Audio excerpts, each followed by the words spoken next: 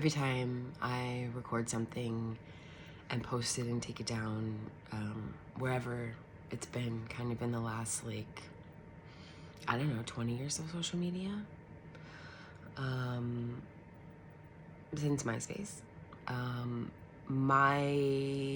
as I've checked into my ego, what I've witnessed and processed and observed through is that me and my ego, me and this like eight or 9-year-old little girl that just like lives here in this like almost 45-year-old body, just wants to be known and seen and understood and listened to. And I know that that comes from CPTSD and childhood trauma and neglect, and like I've done the therapy, I've read the books, I've done the work, I've done all the things to like get me here to this day, to get through what I've been through. And then I'm like, oh, I should share this to help people. But when I actually sit and think, why am I sharing this? What's my motive? And I sit and think before any impulse, before any, like, I'm just observing and thinking everything through and asking, well, why are you doing that? Well, why are you thinking that? Well, why do you think, because my ego says, well, I'm posting this to help people, help them see through and get through. And, when they're going through hard things, because I've been through the hardest fucking things, and, in my opinion, and,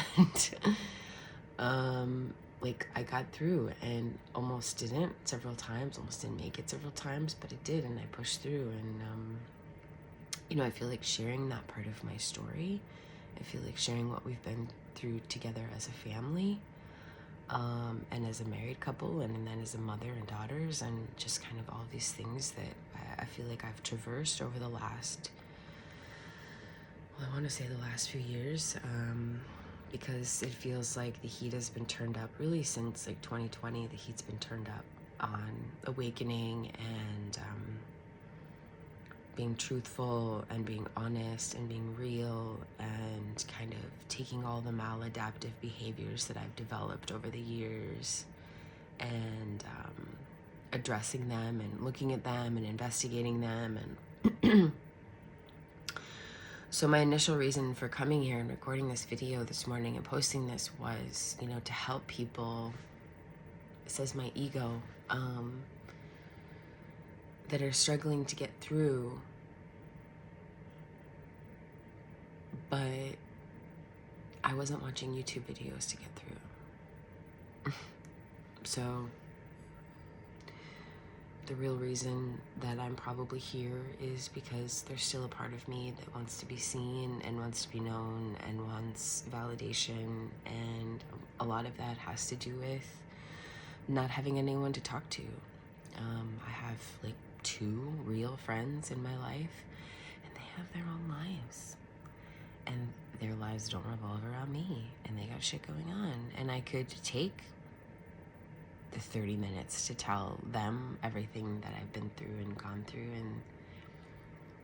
but it, like, the validation that I'm seeking, just like as I've done this work and I've touched my pain and listened to my pain, and my pain said that it just wants validation and accountability.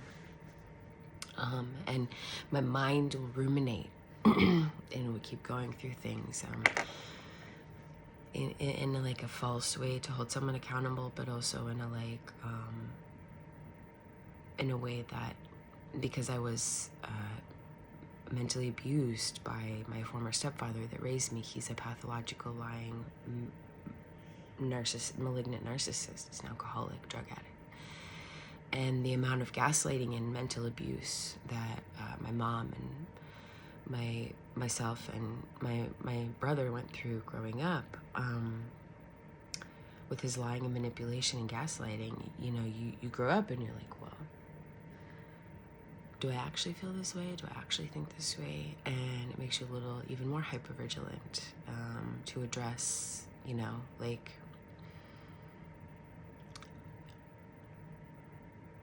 it's not false humility, it's like a false, I don't know. So So I question everything that I do, and I question my motives, and I question my intent, and I ask myself why I'm doing these things, and being very like intentional with my thoughts and my actions and my words. That's what these last few years have really taught me. And, you know, to hold on and to not give up, and to not give up on the people that I love, and to not turn away when things are hard, and to not brush things under the rug, and to not, you know, to say the hard things, and to do the hard things, and to show weakness and to show strength. And I've learned so much, and it's like, well, I feel like, you know, as a teacher, as a coach, as a lover of people, and a person that wants to help people grow and change, and you know, help them help themselves. I was always trying to reach out and say, you know, you can do it, because I did it. But then when I go in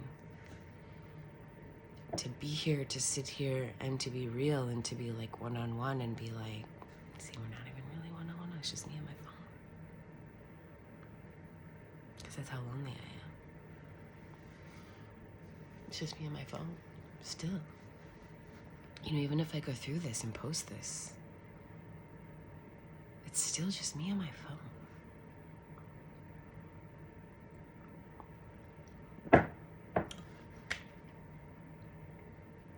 And it's ego.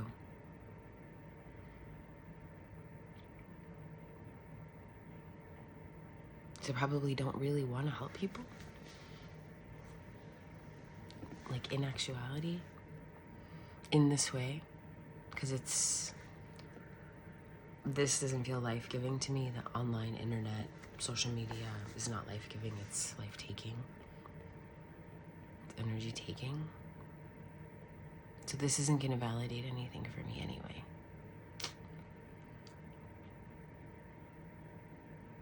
Like,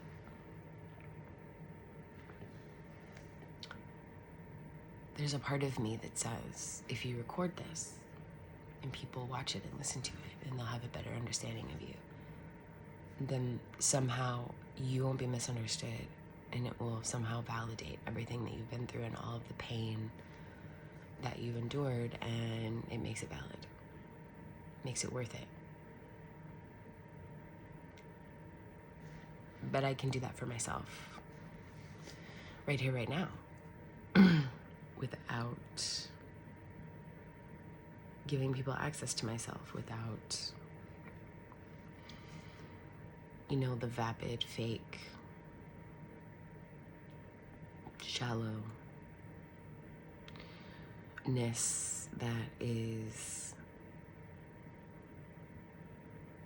social media. I have 3 teenage daughters, and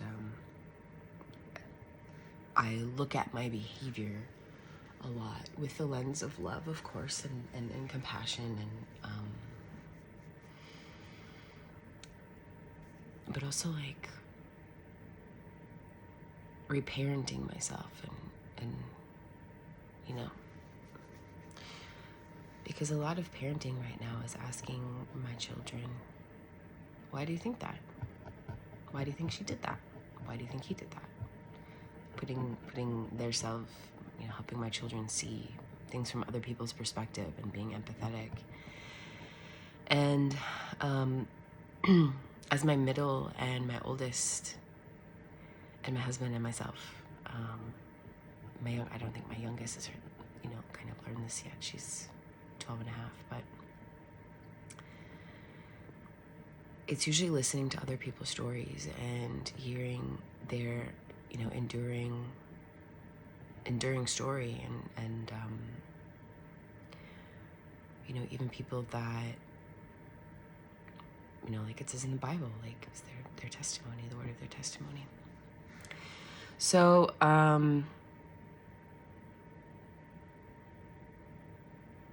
but if I really check myself here, I just want to be known. And somehow it's an empty, easy dopamine hit to put what I've been through out there and to see if anybody likes it and to see if it helps me grow.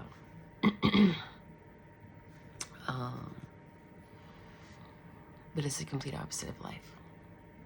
And it's the complete opposite signaling and messaging that I've been giving myself this entire time. It's literally like somebody working so hard to, like if their house is on fire, somebody working so hard to put their house on fire and or to not have their house on fire anymore, and water and sand and all this stuff, and the house isn't on fire anymore, and then standing in the middle of it and being like,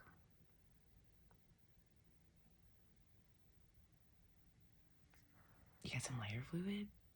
Let's just see if this baby will still catch. It doesn't make sense to wisdom. It doesn't make sense to wisdom for me to even be here.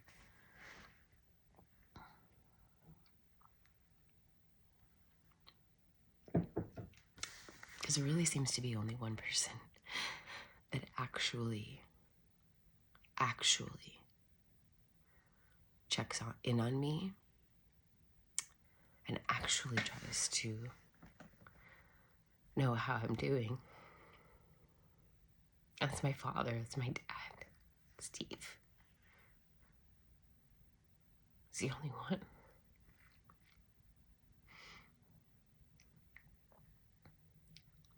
He's the only one. And if you knew that story, you'd be like, oh.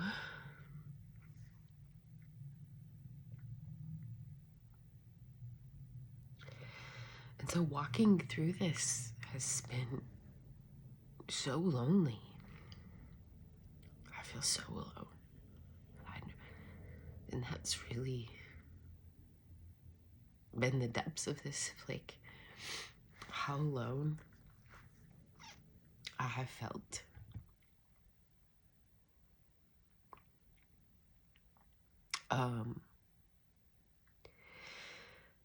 But what has also come out,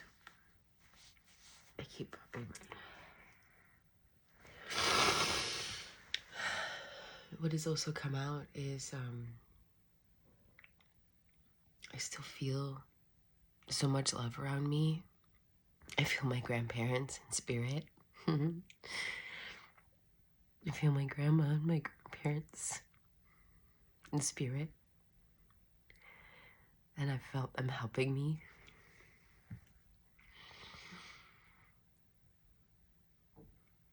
And I'm really grateful.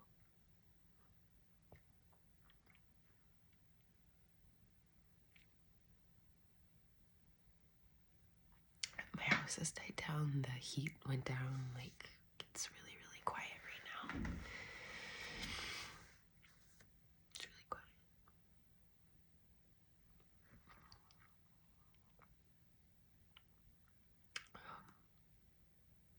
People have talked about, the dark night of the soul.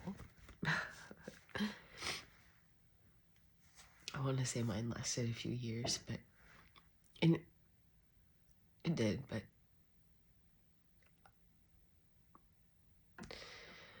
it's been 511 days. He didn't have a job it was 509 days since he got let go, and between getting a job and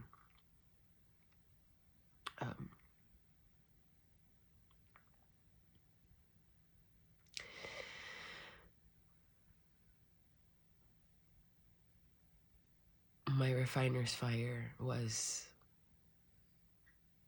uncertainty and fear and loss and depression and suicide and thoughts of divorce and thoughts of ending it, and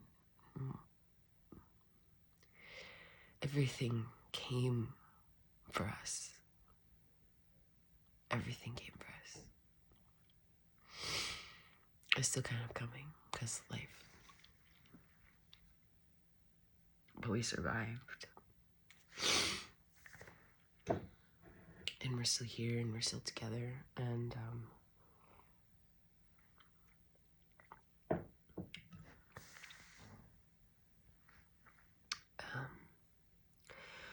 part of me wants validated.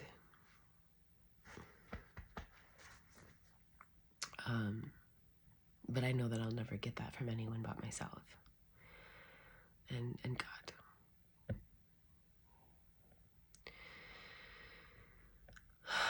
I know there's nothing here for me online.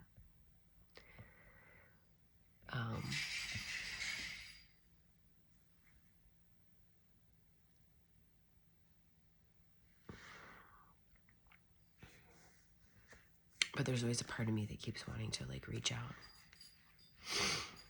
But then the same part that's reaching out doesn't want to give any access, because you shouldn't have access to me if you're not in my life. You shouldn't know what's going on with me. You shouldn't, be able to catch any of my energy or like what's up with my kids if you're not in my life.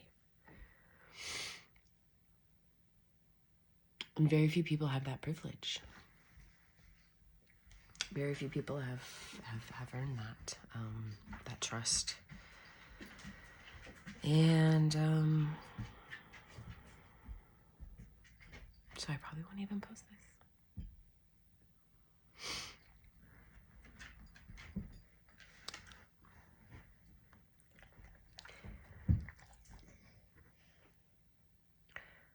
I stopped counting days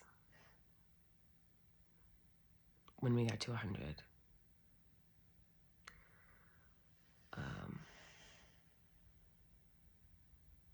And that was, when things were at their worst.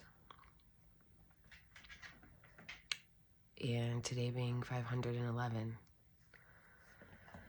And things have like settled in, and I took Nate out for his dinner, and we had some delicious cheeseburgers and some fries to celebrate his job. And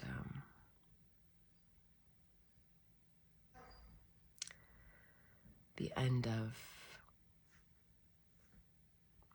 this like intense, painful time.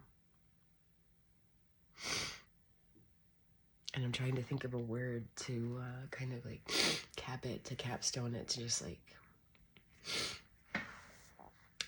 that was this.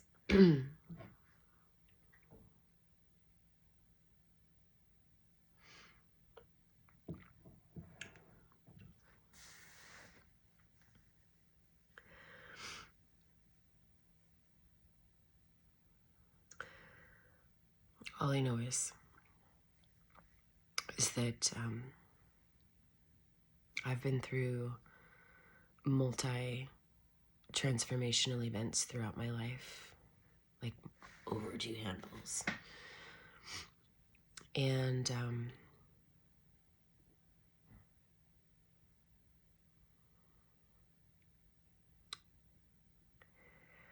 I live in the dichotomy of being so alone and knowing that I'm not, and feeling so unloved and unseen and uncertain, and then also knowing that I'm not, and worried that everything's on fire and gonna fall apart and I'm gonna lose it all and not know what to do, and also knowing that everything's okay, even if the worstest thing happened, because I know who I am, because I know how strong I am, because I trust myself. I know for a fact now that I will be able to get through anything. Me, Lindsay Irene, I will be able to get through anything.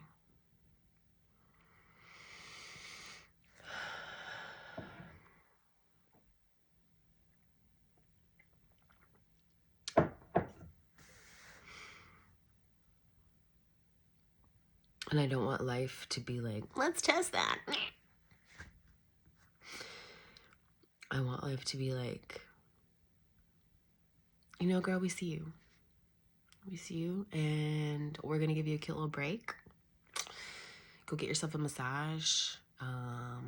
Maybe get a pedi. And buy a book. Something. Cute little journal. Treat yourself. Go for a walk. And we're just going to give you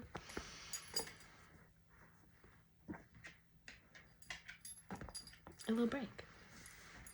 That doesn't happen.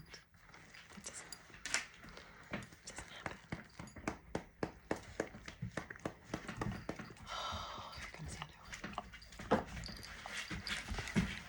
This.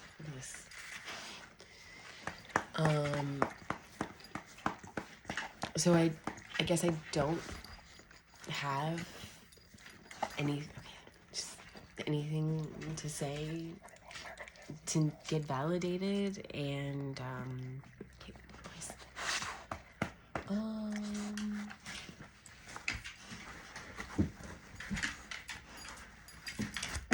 you know, that whole just keep holding on, keep hanging on, don't give up. Dark night of the soul. Joy comes in the morning.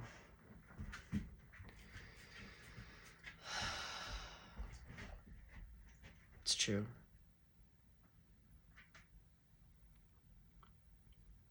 Just don't give up.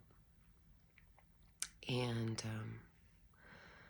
allow life and love and allow it to do what it needs to do.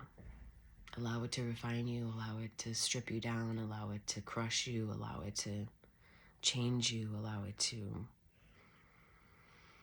mold you into whatever it's gonna.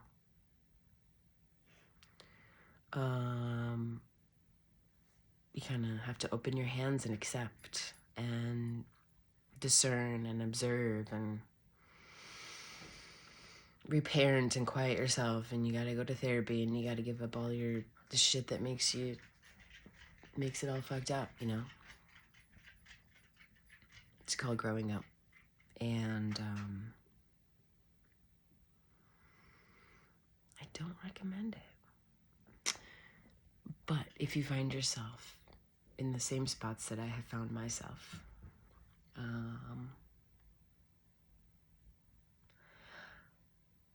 whenever I've been up against, and I learned this from marathon running, ultra marathon running, I learned this from trail running, I learned this from climbing mountains, I learned this from voluntarily doing hard things.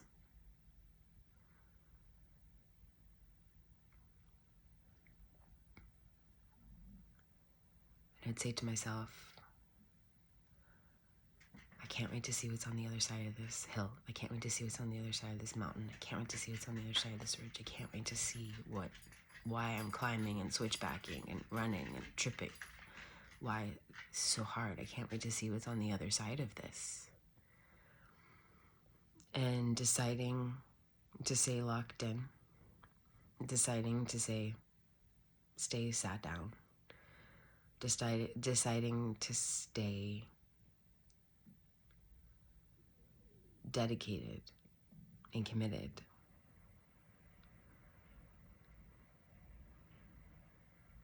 There's so much beauty in the pain, in the darkness, in the depths of, like, there's just beauty in all of the bullshit. And don't give up, because on the other side of this,